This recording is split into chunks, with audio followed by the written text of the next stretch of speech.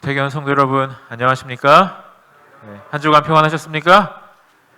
귀한 안식일 시작되는 이 시간에 성령 하나님께서 성전에 모인 우리 모든 성도님들의 마음 가운데 크게 은혜 주시고 또 함께 하시기를 간절히 소원합니다. 저는 오늘 십자가 프레임이라는 제목으로 말씀을 나누려고 합니다. 여러분, 아버지라는 그 한 단어를 생각하실 때 어떤 느낌이 좀 떠오르십니까? 아버지. 저에게 있어서 아버지는 한편으로는 굉장히 좀 무서운 분이셨습니다. 어렸을 때 자주 매를 들진 않으셨는데 한 번 매를 들리시면 좀 죽을 것 같이 아팠어요. 얼마나 아픈지. 자주 화를 내지는 않으셨는데 한 번 화를 내시면 굉장히 무서웠습니다. 그래서 어렸을 때 아버지가 사실 좀 무서웠어요. 근데 시간이 지나면서 제가 아버지란 단어를 들을 때 기억나고 또 마음속에 생각이 드는 것은 표현은 잘 안 하시지만 표현하는 건 조금 서투시지만 누구보다도 정이 많으시고 자녀들을 향하여 정말 아무 힘든 내색 한번 안 하시고 헌신하신 그런 아버지의 이미지가 저에게 그 아버지란 단어를 들을 때 떠오릅니다. 저에게 있어서 아버지라는 의미는 좀 엄하긴 하지만 그래도 참 사랑 많은 그런 분이신데, 그래서 제가 한 분과 그 성경 공부를 하면서 아버지란 그 아버지 하나님의 그 사랑만 그 얘기를 하는데 반응이 영 없어요. 영 이게 이제 가르치다 보면 느낌이라는 게 오잖아요. 이게 이상하다. 왜 아버지 사랑에 대해서 얘기하는데 반응이 없을까? 근데 그분이 대뜸하시는 말씀 무엇이었냐면, 목사님, 저는 하나님을 아버지로 부르는 게 참 불편합니다. 그러는 거예요. 그러니까 그 분에게 있어서 아버지란 단어를 딱 들었을 때 드는 느낌과 감정은 조금 더 좋은 게 없는 거예요. 그러니까 같은 아버지란 단어를 들었어도 어떻습니까? 어떤 분에게는 정말 듣기만 해도 눈물이 나는 것만 같은 그런 아버지로 다가오는 분이 있는가 하면, 다 같은 단어를 들어도 어떻게 보면 원망이 더 많고 또 한편으로는 내 삶에서 지우고 싶은 이름, 그런 이름으로 다가온다는 것이죠. 그러니까 자신의 과거의 삶에 의해서 그 아버지라는 이름이 달라진다는 겁니다. 여러분도 동의하십니까? 사실 이것만 그런 것이 아니라요. 한번 그냥 보시면 이게 무슨 뭘로 보이십니까? B도 들리고 13도 들리고. 어린이들한테 이거 보여줬더니 다른 여러 가지 대답이 나오고, 산이다, 산을 이렇게 옆으로 꼬꾸라든, 강이다, 이렇게 여러 가지 대답이 나오는데요. 이렇게 보면 어떠세요? 앞뒤에 숫자가 있으니까 뭐처럼 보입니까? 13처럼. 이렇게 하면은요, 전후 맥락에 따라서 같은 글자가 달라 보입니다. 그죠?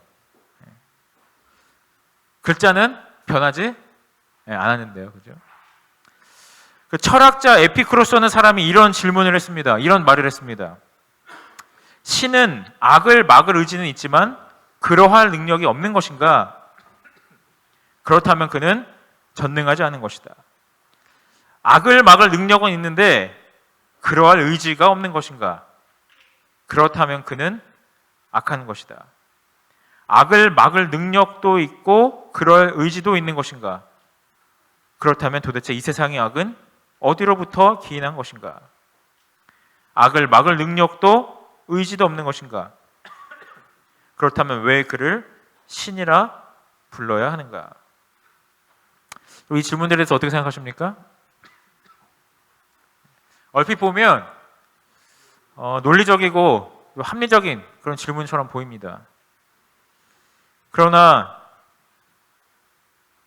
신을 이렇게 어떻게 보느냐에 대한 것조차도 우리가 어떠한 생각을 갖고 있느냐, 어떠한 눈을 갖고 있느냐에 따라 달라 보인다는 것입니다. 똑같은 성경의 하나님이라는 단어를 들어도 그 하나님에 대하여 이렇게도 보이고 저렇게도 보일 수 있는 것은 나의 생각의 틀, 생각의 프레임이 어떠냐에 따라서 다르게도 볼 수 있다는 것입니다. 여러분, 하나님께서 세상을 창조하신 이유가 창조하신 목적이 무엇일까요?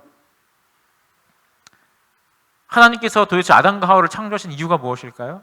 많은 사람들은, 특별히 이제 이 신앙을 하지 않은 사람들은 하나님의 자기를 위해서 섬김을 받으려고, 예배를 받으려고 하나님을 만들었다. 그냥 좀 이런 뉘앙스로 많이 생각을 합니다.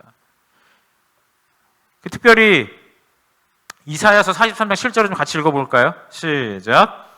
무릇 내 이름으로 일컫는 자, 곧 내가 내 영광을 위하여 창조한 자를 오게 하라. 그들을 내가 지었고 만들었느니라. 이 말씀을 볼 때에 하나님의 창조는 누구를 위해서 창조된 것입니까? 하나님의 영광을 위하여. 여러분, 그러면 우리는 오직 하나님의 기쁨과 하나님의 만족을 위해서 창조된 존재들입니까? 뭐 그것도 틀린 말이 아니에요. 맞습니다. 그죠? 네. 그러나 문제는 자발적인 하나님의 영광을 돌리는 삶이면 상관이 없는데, 하나님에 의해서 그렇게 창조된 피조물로서 피동적인 삶을 사는 사람들에게 특별히 이 문장은, 이 말씀은 어떻게 느껴집니까? 하나님의 창조하심이 이타적이라기보다 어떻게 좀 느껴져요? 본인을 위한 약간의 어느 정도의 이기적인 목적이 있는 것으로 보입니다.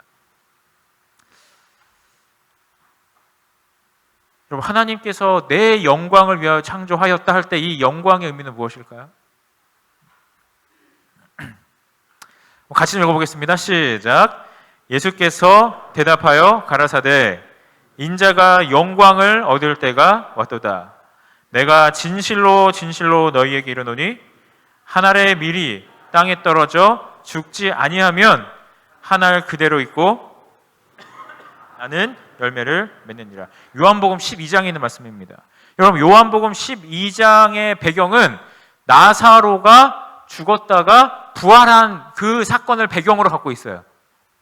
그러니까 이 죽은 나사로 때문에 모든 이목과 모든 인기와 모든 명예가 예수 그리스도께 쏠리자 그것을 보고 시기한 이스라엘의 지도자들이 어떻게 하려고 그랬습니까?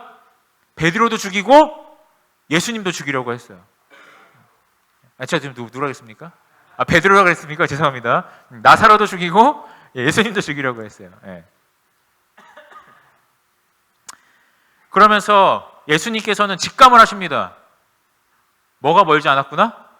십자가의 죽음이 멀지 않았구나 직감을 하세요. 근데 예수님께서 땅에 떨어져 죽지 않으면, 이 말 땅에 떨어져 죽는다는 건 누구의 죽음을 의미하는 겁니까? 예수님의 죽음을 의미하죠. 예수님께서 죽지 아니하면 자신의 죽음을 직감하면서 자신의 죽음을 무엇으로 표현하고 있습니까? 인자가 무엇을 얻을 때 갖고 왔다? 영광을 얻을 때 갖고 왔다. 예수 그리스도께서 십자가에 달려 죽으실 그것을 무엇으로 표현하고 계세요? 자신이 영광을 얻는 것으로 표현하고 있다, 이 말입니다. 하나만 더 볼까요? 같이 읽어보겠습니다. 내가 시작. 내가 진실로 진실로 너희에게 이르노니 너희 중 하나가 나를 팔리라 하시니 그가 예수의 가슴에 그대로 의지하여 말하되 주여 누구니이까? 서 대답하시되 내가 떡 한 조각을 적셔다 주는 자가 그니라 하시고 곧 한 조각을 적셔서 가룟 시몬의 아들 유다에게 주시니 유다가 그 조각을 받고 곧 나가니 밤이로라. 그가 나간 후에 예수께서 이르시되 지금 인자가 무엇을 받았습니까? 영광을 받았고. 가룟 유다가 지금 뭐 하려고 나갔는데요? 예수님 팔아서, 그리고 예수님 어디로 가셨습니까? 십자가를 가셨는데 그 순간 이제 뭐를 얻었다고 말씀하세요? 영광을 받았다. 여기서 우리는 하나님께서 말씀하시는 영광의 그 의미가 우리 사람이 생각하는 것과는 다르다는 것을 알게 됩니다. 맞습니까?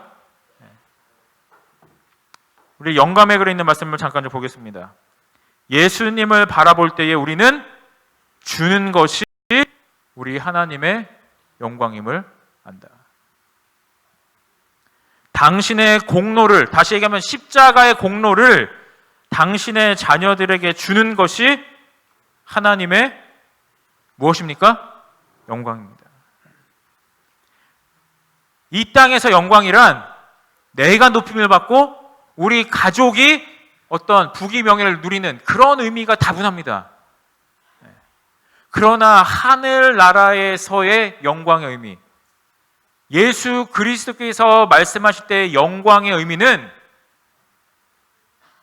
우리 땅에서 생각하는 그 언어와는 완전히 달라요. 하나님께서 생각하신 영광은 창조주께서 피조물을 위하여 자신의 생명을 주는 것을 그분께서는 자신의 영광이라고 생각하십니다. 그러므로 우리가 한 가지 기억해야 되는 것은 하늘의 언어와 땅의 언어는 문자 그대로 무슨 차이냐면 천지 차이예요. 하나만 더 보겠습니다. 우리가 말씀을 보다 보면 하나님께서 이것 해라 저것 해라 말씀도 많이 하시고 하나님 앞에 나와서 이것저것 달라는 것도 많아요. 그래요, 안 그래요? 네, 뭐 헌금도 해야 되고 헌신도 해야 되고 일도 해야 되고 이것저것 달라는 게 많아요. 예수님께서 자꾸 우리에게 이것저것 달라고 하나님께서 이렇게 손을 이렇게 내미십니다. 하나님께서 왜 그러실까요? 우리가 제가 내는 그 11금이 없으면 교회가 안 들어가기 때문에 그렇습니까? 우리가 하나님께 하는 헌신이 조금이라도 모자르면 하나님 우리에게 구원을 안 주십니까? 하나님께서 인류의 역사, 그러니까 적어도 우리 지구가 창조된 이후에 처음으로 사람에게 뭔가를 가져가신 일이 있어요. 그게 언제입니까? 사람에게 다 주셨는데 그중 일부를 다시 가져가셨어요. 그때가 언제일까요? 언제입니까? 아담을 창조하신 다음에 그 잠들게 하신 다음에 갈빗단을 어떻게 하셨어요? 가져가셨어요. 줬다 가져갔어요. 세상에서 전 제일 치사한 게 줬다 가져가는 걸 생각합니다. 우리 애들이 가끔 그런 일을 해요. 줬다가 빼서. 그런 애들이 아주 그냥. 그럼 줬다가 가져가면 돼요, 안 돼요? 돼요, 안 돼요? 근데 하나님께서 아담에게 갈빗대를 온전히 다 주셨다가 하나를 취하져갔어요. 근데 하나님께서 왜 가져가셨을까요? 하와를 만들어주기 위해서. 맞아요. 그 이유는, 그 말을 다른 말로 얘기하면 뭐라고 표현할 수 있을까요? 하나님께서 우리에게 뭔가를 취하여 가실 때는 반드시 거기에는 하나님께서만이 주실 수 있는 축복이 담겨 있다는 걸 우리에게 알려주기 위해서, 우리에게 가르쳐주기 위하여 태초의 아담으로부터 그의 일부를 하나님께서 취하여 가셨습니다. 그의 일부를 취하여 가신 이후에 아담이 뭐라고 얘기합니까? 하와를 보고 이는 내 뼈 중에 뼈요 살 중에 살이라. 아담이 하나님으로부터 모든 것을 받았을 때에, 그리고 그의 일부를 하나님께서 가져가셨을 때에 아담이 가장 먼저 배운 것은 주는 것도 하나님의 사랑이고 가져가는 것도 하나님의 사랑임을 배웠어요. 그러니까 하나님께서 우리에게 뭔가를 달라고 요구하실 때 그것은 하나님에게 필요해서가 아니에요. 하나님의 어떤 유익을 위해서가 아니라 누구의 유익을 위해서 달라고 하시는 거예요? 바로 우리의 유익을 위해서. 우리 생애비서에 있는 말씀입니다. 하나님께서 당신의 자녀들이 고통당하는 것을 보기를 좋아하신다고 생각지 말라. 온 하늘은 우리의 행복에 관심을 가지고 있다. 하늘에 계신 우리 아버지는 우리들 중 아무에게서도 기쁨을 뺏어가지 않으신다. 그분은 우리를 고통스럽게 만드는 악습에서 돌아서도록 요구하신다. 그분은 그것들이 우리에게 행복과 하늘을 얻지 못하게 할 것을 아신다. 그러므로 여러분, 하나님께서 우리에게 뭔가를 달라고 요구하실 때 하나님을 뭐 하면 안 돼요? 오해하면 안 돼요. 그리고 궁극적으로는 뭐라고 말씀하시냐면 하나님께서는 이런 것들을 통하여 그 경고 궁극적으로 무엇을 우리로부터 취하여가기를 원하시냐면, 우리가 모든 것을 그분께 드릴 때 우리는 무엇을 드리게 되는가? 우리는 예수님께서 당신의 피로써 순결하고 깨끗하게 해주시도록 우리의 뭘 드린다? 죄된 마음을 그분께 드린다.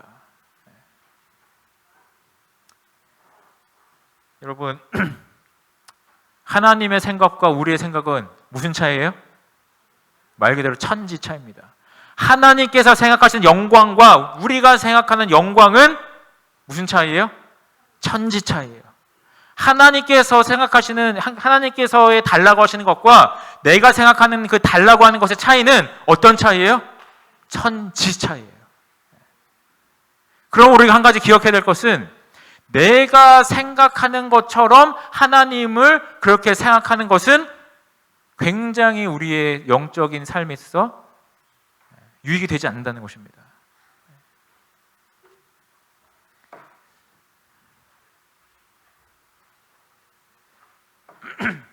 잭 셰키레라는 우리 본 교단의 한 학자는 이런 말을 했습니다. 같이 좀 읽어볼까요? 시작. 역설적이게도 하나님의 사랑을 이해하는 가장 큰 장애물은 다름 아니라 우리 스스로 하는 인간의 사랑이다. 우리들 대부분은 인간의 사랑을 하나님의 사랑으로 여기는 실수를 범하고 있다. 우리는 하나님의 사랑을 인간적 차원으로 깎아내려 그분을 오해하고 그리스도 안에 있는 그분의 은혜를 왜곡시킨다. 내가 살아온 방식으로 누구를 생각하지 말라는 거예요? 하나님을 생각하지 말라는 거예요. 내가 해왔던 이기적인 사랑의 모습으로 하나님의 사랑을 재단하지 말라는 겁니다. 내가 누군가에게 주는 그 동기를 가지고 이만큼 주면 난 더 많이 받겠지, 이런 이기적인 동기를 가지고 하나님께서 하나님의 그 동기를 넘겨짚지 말라는 거예요.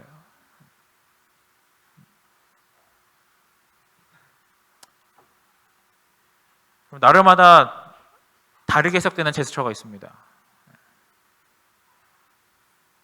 이 V는 무슨 뜻입니까? 뭐 승리, 화이팅 뭐 이런 뜻이잖아요. 근데 그리스라는 나라에서는 욕이래요. 사진 찍을 때 이렇게 하면 굉장히 불쾌하답니다. 이건 뭡니까? 이 동그라미 이건 뭐예요? 오케이 뭐 그런 거잖아요. 근데 어느 동양의 나라에서는 이게 약간 금전적인 의미를 뜻하기도 합니다. 그죠? 이게 밑으로 가면 이게 돈이 되잖아요. 또 우리 흔히 얘기하는 따봉 이런 거 무슨 뜻입니까?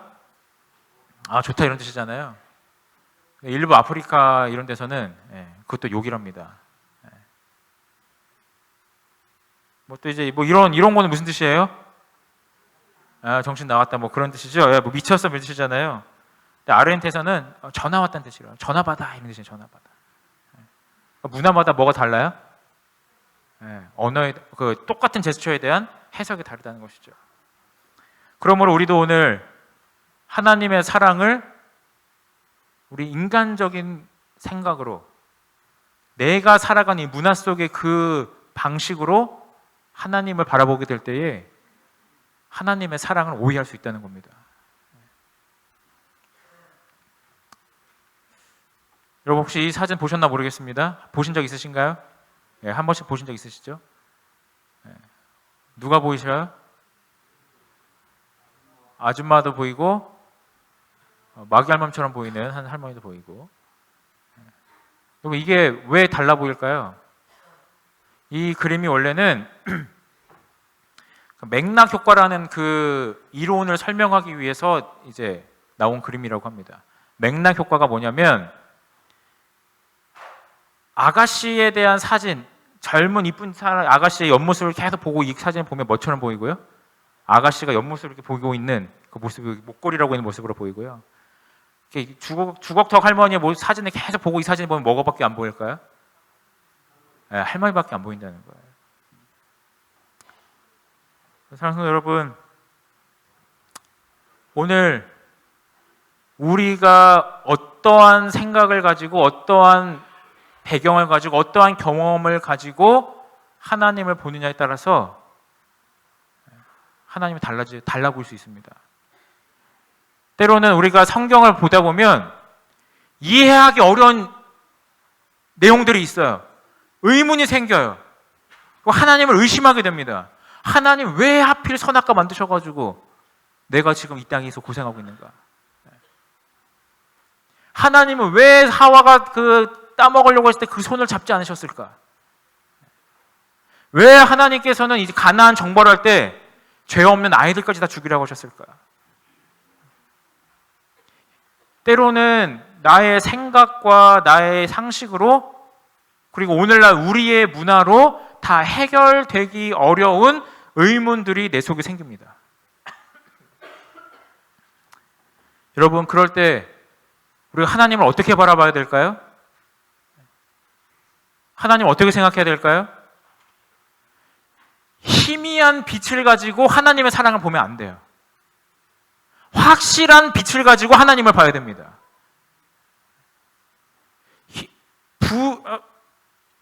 뭐라 그럴까요? 어떻게 얘기하면 좋을까요? 불확실한 빛이 아닌 확실한 빛, 희미한 빛이 아닌 가장 밝은 빛을 가지고 하나님을 봐야 하나님을 우리가 오해하거나 혼동하지 않습니다. 무슨 말인가? 하나님께서 왜 이런 여러 가지 특별히 구약 성경에서 우리가 딱히 이해하기 어려운 그런 명령들을 하셔서 우리를 하여금 그분의 사랑을 의심하게 만드는 것일까? 그런 생각이 들 때에 그 하나님을, 그런 의심을 불러들이는, 하나님을 오해하게 만드는 그런 생각들로 하나님을 보는 것이 아니라 확실한 빛, 결코 흔들리지 않는 기둥, 그런 진리의 등대를 앞세워서 하나님을 바라봐야 된다는 것입니다. 앞전에 노아홍수에 대한 그 내용에 대해서 잠깐 설명을 드린 적이 있었습니다. 교과 시간에요. 여러분, 하나님께서 이 노아의 가족 8명을 태우신 이유가 그들이 뭐가 아니에요? 의인이기 때문이 아니에요. 기록되었을 때 의인은 하나도 없다 그랬어요. 그렇다면 하나님께서 노아 방주에 이 8명의 사람들을 태우실 때 사실은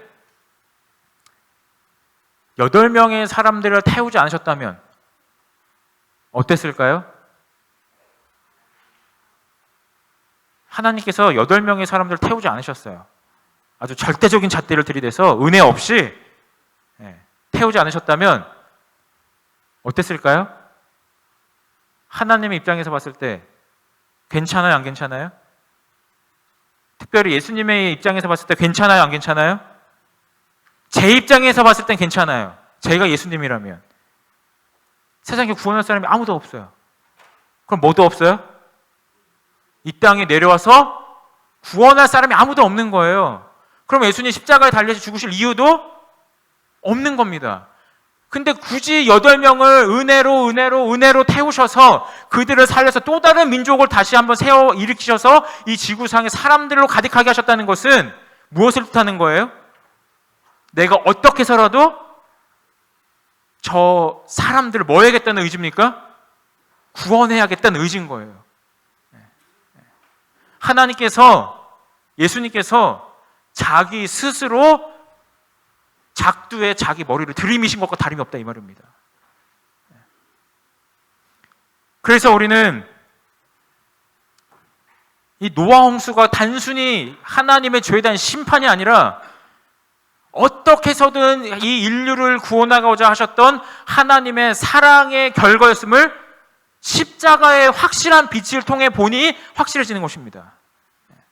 사람의 생각처럼 너 마음에 드니까 쳐버려야지. 사람의 생각, 사람의 사랑, 사람의 상식으로 이 노아 홍수를 바라보면 그만큼 잔인하고 그만큼 사랑 없는 신이 세상에 없어요. 맞습니까? 그러나 그 누구도 부인할 수 없는 그 십자가의 빛으로 노아 홍수를 비춰볼 때에 예수 그리스도의 이 세상을 향한 구원의 의지와 그분의 사랑이 그 어느 곳에서보다도 확실하게 우리 앞에 드러나는 것입니다. 우리 사도행전에 있는 말씀 같이 좀 읽어볼까요? 우리가 십자가의 빛 가운데서 하나님의 품성을 연구할 때 우리는 공평과 공의가 섞인 자비와 친절과 용서를 발견한다. 하나님의 품성을 무엇 가운데서 연구할 때요? 십자가의 빛에서 연구할 때. 십자가의 빛으로 비추어서 성경의 모든 말씀을 연구할 때에 때로는 이해할 수 없는 하나님의 사랑이, 때로는 도무지 왜 그랬을까라고 생각할 수 없는 하나님의 은혜가 우리 앞에 하나님의 가장 분명한 사랑의 증거로 드러난다는 것입니다.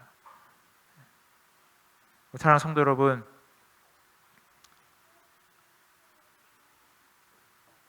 성경을 보시다가 혹 의심이 생기는, 혹 희미하게 보이는 그런 말씀이 있거든. 그 말씀을 십자가 아래 가져오셔서 확인하시길 간절히 바랍니다. 여러분께서 그 말씀을 십자가 아래 가져오셔서 십자가에 나타난 그 사랑의 빛으로 확인할 때에 우리의 믿음이 더욱더 굳건해질 것을 확신합니다. 여러분의 삶 가운데 왜 내게 이런 삶의 어려움과 시련의 순간이 다가오는 것일까 생각이 되실 때에 오늘 여러분의 삶의 그 문제들을 십자가 아래 가져오시기를 간절히 바랍니다. 그때 하나님께서 어떠한 사랑으로 우리를 인도하셨는지를, 그리고 어떠한 은혜로 우리를 여전히 인도하고 계신지를 분명히 보게 될 것입니다. 사랑하는 성도 여러분, 그래서 하나님께서는요, 우리로 하여금 1년에 한 번 하나님 앞에 나와서 예배드리게 하지 않으셨어요. 한 달에 한 번 하나님 앞에 나와서 예배드리게 하지 않으셨습니다. 적어도 일주일에 몇 번? 3-4번. 하나님 앞에 나와서 예배드리게 하셨어요. 그리고 우리 각 처소에서 조석으로 하나님께 기도하도록 하셨습니다. 그 말은 우리가 어떠한 생각과 어떠한 문화와 어떠한 상식으로 하나님을 바라보느냐에 따라서 그게 하나님 완전히 달라지는 것처럼 우리의 생각을 계속해서 누구를 향해 맞춰가야 하는 연습이 필요한 거예요. 하나님께서 생각하시는 그 방식대로 우리의 삶의 방식을 맞춰가는 과정이 필요한 것입니다. 이걸 전문 용어로 0점을 맞춘다 그래요. 군대에서는 이제 0점 맞춘다고 하는데 0점을 맞추지 않으면 아무리 싸도 안 맞습니다. 1m 앞에서는 1cm도 안 벗어나는데 10m, 50m, 100m 넘어가면 그게 10m, 20m로 차이가 나요. 그러니까 이 삶의 0점, 우리의 생각의 0점을 하늘에 맞춰가는 것이 얼마나 중요한 일인지 모릅니다. 내가 하루 말씀을 거르고 하루 기도를 거르고 한 주 안식일 예배를 거르는 것이 내가 보기엔 아무것도 아닐 수 있어요. 내가 봤을 땐 대단치 않은 것일 수 있다 이 말입니다. 그러나 그것이 시간이 지나고 횟수가 거듭되면 조금 벗어난 것 같은 그 0점 때문에 내 삶의 방향이 완전히 뒤틀어질 수 있음을 기억하시기 바랍니다. 그러므로 하나님께서는 우리의 생각과 우리의 시선을 오늘도 저 하늘에 고정시켜주기 위하여, 우리의 0점을 저 하늘에 고정시켜주기 위하여 오늘도 우리로 하여금 이 안식일에 하나님 앞에 나오게 하셨고 제3일 예배에 하나님 앞에 나오게 하셨고 각 가정에서, 일터에서, 우리 학교에서 할 수 있는 한 많이 하나님 앞에 우리의 생각과 시선을 고정하도록 하셨습니다. 그렇기 때문에 오늘 우리가 하나님 앞에 예배하러 나온 이 순간도 우리가 하나님 앞에 무엇을 해드리는 것이 아니라 우리를 향한 전적인 하나님의 은혜임을 고백할 수 있는 것입니다. 사랑하는 태교교회 성도 여러분, 오늘 이 안식일을 통하여 우리의 이 영적인 눈이, 우리의 삶의 방식이 다시 한번 저 하늘을 향해 맞추어져 가는 귀한 시간이 될 수 있기를 간절히 기도합니다. 그래서 저 하늘의 그 십자가의 밝은 빛으로 하나님께서 우리에게 허락하시는 모든 순간순간들을 해석하고 우리가 바라봄으로 하나님께서는 언제나 우리에게 가장 좋은 것만을 주시고 하나님의 인도하심은 언제나 오르며 그 선한 길로 하나님은 인도하시기에 부족함이 없는 전능하신 하나님임을 경험하시는 우리 모든 믿음의 가족들을 되시길 간절히 바라면서 말씀 드립니다.